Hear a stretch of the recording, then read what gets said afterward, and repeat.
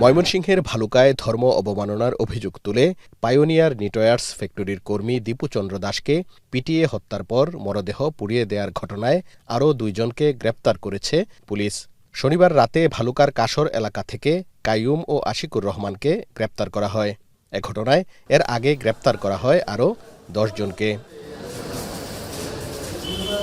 গ্রেপ্তার 12 জনকে 5 দিনের রিমান্ড চেয়ে আদালতে পাঠিয়েছে পুলিশ।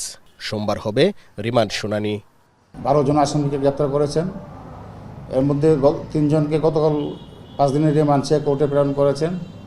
অদ্য আরও 9 জনকে মোট 12 জন মোট আসামি 5 দিনের রিমান্ড চেয়ে কোর্টে প্রেরণ করা হয়েছে। আগামীকাল 22 তারিখ সোমবার আসামি 12 জনেরই রিমান্ড হিয়ারিং হবে বিজ্ঞ আদালতে। এদিকে দীপুকে নির্মমভাবে হত্যার প্রতিবাদে নগরীতে মানববন্ধন ও বিক্ষোভ সমাবেশ হয়েছে। মানববন্ধন থেকে হত্যায় জড়িতদের দ্রুত শাস্তির দাবি জানানো হয়। যারা এখানে হাজার হাজার মানুষ উপস্থিত ছিল তাদের সকলকে একে একে অ্যারেস্ট করে তাদের ফাঁসি চাই। দীপুর এমত অবস্থায় দীপুর পরিবারের পাশে দাঁড়ানোর কেউ নাই। ব্যক্তিটি যদি সাধারণ মানুষের কাছে এটা না দিয়ে দিত, পুলিশের কাছে যদি হ্যান্ডওভার করতো, তার মৃত্যু হয় না। সুতরাং সেই পাইওনিয়ারের যে এমডি চেয়ারম্যান আছে এবং সংশ্লিষ্ট ব্যক্তিরা সেটার জন্য দায়ী হবে এবং তাদেরও আমরা বিচার চাই। গত 18 ডিসেম্বর রাতে ধর্ম অবমাননার অভিযোগ তুলে দীপুকে গণপিটুনি দিয়ে হত্যা করে উত্তেজিত জনতা।